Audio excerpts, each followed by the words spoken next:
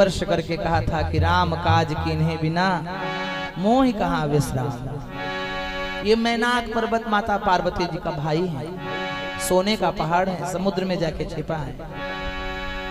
तो माता पार्वती जी का प्राकट्य हुआ, माँ मैनावती बड़ी प्रसन्न हुई।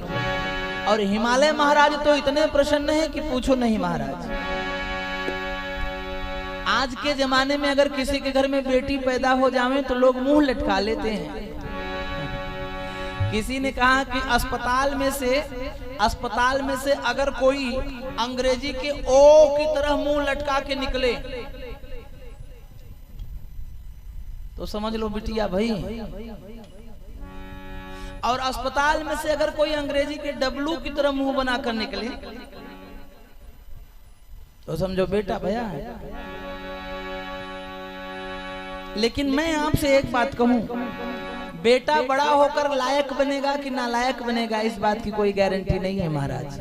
लेकिन बिटिया बड़ी होने के बाद भी, शादी ब्याह हो जाने के बाद भी, 2 बच्चों की माँ बन जाने के बाद भी जिंदगी भर अपने माँ बाप को बिटिया नहीं भूलती हैं। और बेटा शादी हो जाने के बाद साल 2 साल बाद में ही माँ बाप तक को बेटा भूल जाता है, लेकिन बिटिया माँ बाप को कभी भी नहीं भूलती है।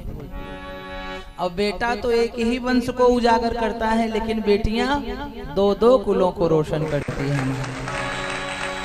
इसीलिए किसी ने कहा कि अगर बेटा अंश है तो, अगर बेटा वंश है तो बेटी अंश है, बेटा वंश है तो बेटी अंश है, बेटा शब्द है तो बेटी अर्थ है, बेटा वारिश है तो बेटी पारस है, बेटा अगर गीत है तो बेटियां घर में चलती फिरती हुई संगीत है, बेटियां हमारे घर की रौनक है। जिस दिन बिटिया विदा हो जाती हैं उस दिन सांझ को आंगन में इकट्ठे बैठकर सब लोग एक ही बात करते हैं, आज तो हमारे घर की रौनक चली गई, आज तो हमारे घर की रौनक चली गई। तो महाराज अगर घर में बेटी पैदा हो जावे तो मुंह ना लटकावे। बेटियां अपना भाग्य लेकर आती हैं और अपना भाग्य लेकर जाती हैं। इसीलिए किसी ने कहा कि भाग्य से होते हैं बेटे तो सौभाग्य से हुआ करती हैं बेटियां महाराज। आज महाराज हिमालय बड़े प्रसन्न हैं। महाराज हिमालय कहते हैं बाजे बजवाइए, नगर सजवाइए, अन्न धन सब में खांसी लुटाई जाए, और जो भी आवे दर पे कोई जाए नहीं खाली हाथ, जिसको जो भी भाई मुंह मांगा लुटाया जाए।